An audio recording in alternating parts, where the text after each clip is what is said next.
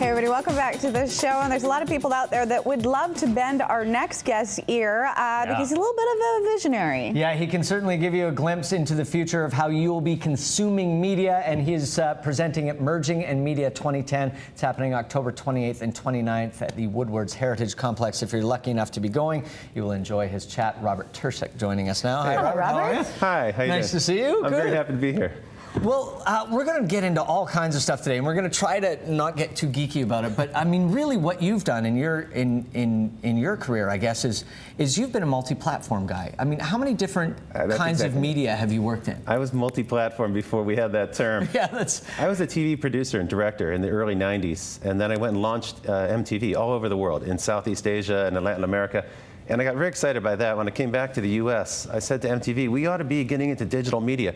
Now, this was in 1993. And everyone went, we're in digital media, aren't we? We didn't even have computers in the offices, so everyone was like, what are you talking about? It was really geeky at that time. How did you explain it at that time, what you meant by digital media? Well, you know, I sat in an office right down the hall from the research people, and they did tons and tons of research, and we could just see from the research that the teenagers at that time were going out to, you know, what was then current was 16-bit cartridge console games like Nintendo and Sega, absolutely. But in huge numbers. And I said, look, we got to chase our audience. And then there was this new thing called dial-up bulletin board services, like a precursor to the World Wide Web. And I saw our audience going there as well. And I thought, we really ought to get into that. Now, MTV didn't. They hesitated. They eventually became a huge player in online, particularly in online music. But it took them several years. Like most media companies, they were slow to react. Well, it's difficult to grasp the concept, I guess, when you've worked with Oprah as well, whether you're working on with Oprah Winfrey or MTV, how to merge these worlds, because it's been such a complicated issue since the internet first began. You're right, Fiona. How do you convince television shows on how that they can have that balance without losing their TV audience? You got it. In fact, you put your finger right on the issue. The challenge for television companies is they want to preserve the TV audience. They want to get people to show up and watch TV. And so they look at the web and all these other digital platforms as a marketing mechanism, right? A way to drive audience back to television. But that's not actually what the audience is doing. The audience wants to graze across platforms. They're multi-platform. Yeah. So whether you're a TV company or a newspaper company or a magazine creator or a radio company, you've got to chase your audience now because they're migrating to their mobile phones, to their It's like iPads. The ADD generation. You know, we want to have everything all at once everywhere. Our TV's on, our laptops there, our cell phones there. It's a real shift of control, right? In the old days, programmers had control. We could say, hey, you have to show up at 8 o'clock and watch the show. Yeah, we're the gatekeeper. Yeah. That's right. Nowadays, the audience is in control, and they get to decide when and where they're going to watch it and on what device.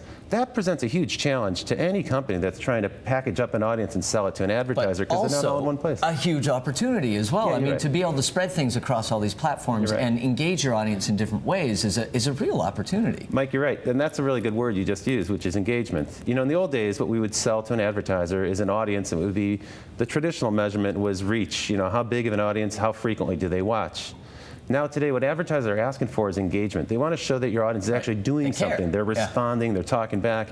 The cool thing about social media, whether it's Twitter or Facebook or really anything you can do with a digital device, is that the audience actually gets a chance to put their thumbprint on it. They get to say whether they like it or didn't like it. They can talk back to the show. They can criticize the show. They can send in a question or a comment. And you can get that instant reaction that we didn't used to get with television if you embrace Facebook, Twitter, whatever you choose to embrace the right way. So what is the right way to embrace those platforms as far as social media goes? You know, it's evolving so fast. Every type of show has to respond in the right way for them. But what I would say is you can't ignore it. You've got to have somebody dedicated to it. If you talk to a typical media company, they say, oh yeah, we're into social media. We have 2 interns in the marketing department working on this stuff. That's not really a big commitment. That's exactly not really where we hired a PR firm to do our blogging. You go, well, that's not quite a commitment, right? Yeah. Well, although what you would see is some celebrities, including some of the people that I've worked with in the past, they are actually doing their own Twittering. They are responding to people. The funny thing is, audiences are smart. They can tell when you hired someone who is a blogger, who is an intern. Well, it really has to have that real stamp on it. And that authenticity really matters, because if you don't do it in an authentic way, people figure it out real quick, and then they tell everyone about it. Unfollow.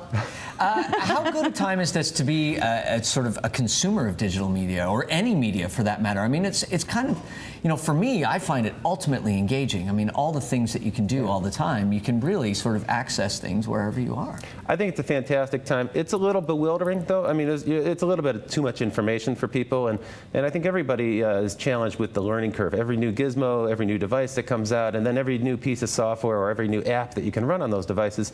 Every single one of them requires a little bit of a learning curve, so some people get frustrated. And then the other thing is a lot of people like packaged media. A lot of people are very comfortable with the traditional way of getting served media.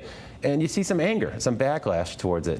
Even, like newspapers not printing anymore. Some people don't want to read it on a computer screen. We have a real sentimental attachment to print as a culture, and that's been around for hundreds of years. That's one of the things I'm going to be talking tomorrow about at Emerging Media, is our attachment to print, this kind of infatuation we have with print culture. Will that change, do you think, or do you think that continues? I think we're in the middle of a seismic shift, as big a shift today as the invention of the printing press. In other words, look for a second renaissance coming. There's going to be a lot of convulsions along the way, a lot of transitional change and maybe some pain that comes with it. But I think it's an unlimited opportunity. Not just a great time for consumers, it's a great time for entrepreneurs. You know, we spent a few minutes a second ago talking about how big media is challenged to try to get into this. Well, that actually presents a great opportunity for an entrepreneur to get out there, get started, launch a new thing. Figure it out. Whether it's a mobile app like Foursquare, which is the current hot new thing, checking in and checking out.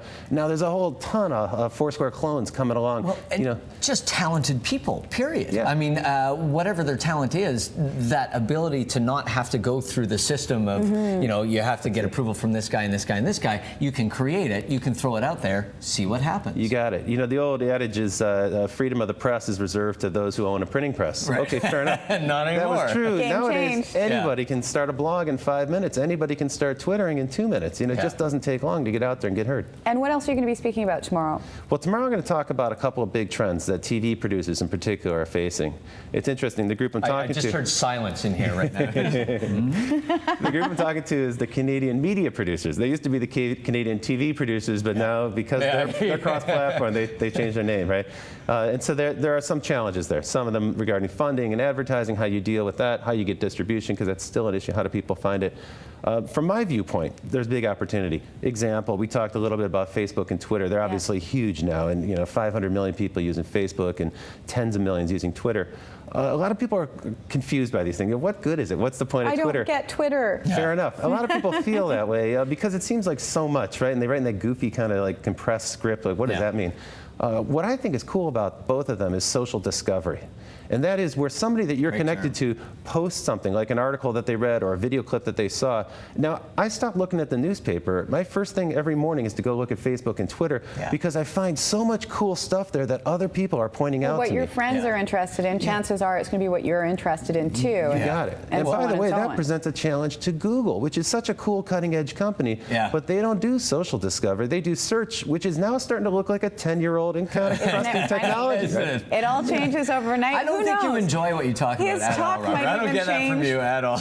By tomorrow. Thank you so much, Robert. Great Pleasure to be here. meet you. Emerging Media 2010, October 28th and 29th at the Woodward's Heritage Complex. You can go to the website to find out all the information if you want to attend. And we haven't told Robert this yet, but we are actually kidnapping him and forcing him to work for us for the rest of his days. So congratulations to him on that. We're going to take a break. When we come back, we're going to be talking about a great documentary. He's trying to run. 65 Red Roses. It's inspirational, and it will make you want to make some changes in your life when it comes to organ donation. Stick around. Be right back. Thank you so much, Organ Robert. donation. Holy cow. Fantastic.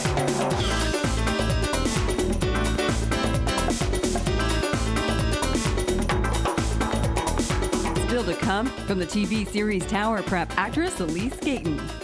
Plus the SPCA.